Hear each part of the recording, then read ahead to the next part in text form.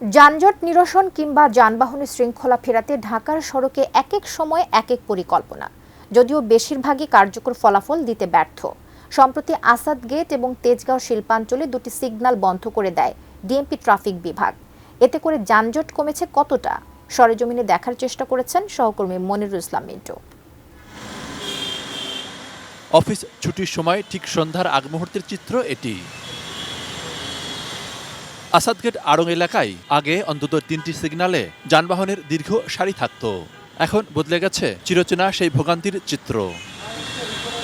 আসাদগেট থেকে ধানমন্ডি 27 কিংবা new market এলাকার গাড়িগুলো ঘুরে যেতে হচ্ছে সংসদ ভবনের সামনে দিয়ে ইউটার্ন করে। আবার ফার্মগেট থেকে ধানমন্ডি কিংবা আসাদগেটমুখী যানবাহনগুলো মাত্র একটি সিগন্যাল পেরিয়ে আবার কোনো সময় সরাসরি চলে যেতে পারছে। এতে করে মোটরসাইকেল আরোহী ছাড়া অন্যরা বলছেন সুফল মিলেছে। এই সিগন্যালটা না থাকায় এই দুটো সিগন্যালই ফ্রি থাকে, তাতে জ্যাম কমে গেছে। টাইম ফ্রেম শর্ট হচ্ছে এবং এক্সট্রা যে চারপাশ দিয়ে যে ট্রাফিকগুলো আসতো ওইটা ঝামেলা দূর হয়েছে। এখন জ্যাম পায় না বলেই চলে। এই এলাকা নিয়ে ট্রাফিক বিভাগের আরও কিছু পরিকল্পনার কথাও জানা গেল।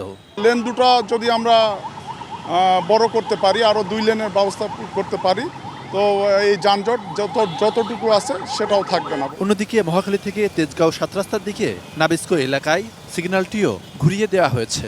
ওই গাড়িগুলোকে কিছুটা ভেতর ঘুরে মেইন রোডে উঠতে হচ্ছে। এ কারণে আর আগের মতো যানজট হচ্ছে না। স্বাস্থ্যকর অল টাইম ফ্যামিলি কেক, সব সময় অল টাইম হেলদি লাইফ। যারা বিদর্শনের দিক যাবে ইউলুপ ঘুরে আসলো, 7 রাস্তার দিক দিয়ে গেল, সেখান দিয়ে গেল। ভিতরের রোডটাও কিন্তু বড়, ওই রাস্তাটা প্রপার ইউটিলাইজ হচ্ছে এবং এর ফলে আমাদের ইনকামিংয়ের জ্যাম কিন্তু আপনি দেখেন ইনকামিংয়ের জ্যাম কিন্তু কমে গেছে।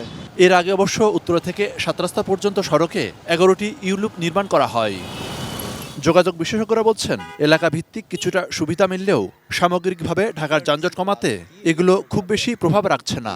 এজন্য নিতে হবে একাধিক পরিকল্পনা। রিকশাকে আমাকে নিয়ন্ত্রণ করতে হবে, ফুটপাথটাকে পথচারী বান্ধব করতে হবে, সাইড ফ্রিকশনের পার্কিং এবং ভেন্ডার অ্যাক্টিভিটিকে ধরতে হবে এবং সিগন্যালটাকে অপারেট করাতে হবে।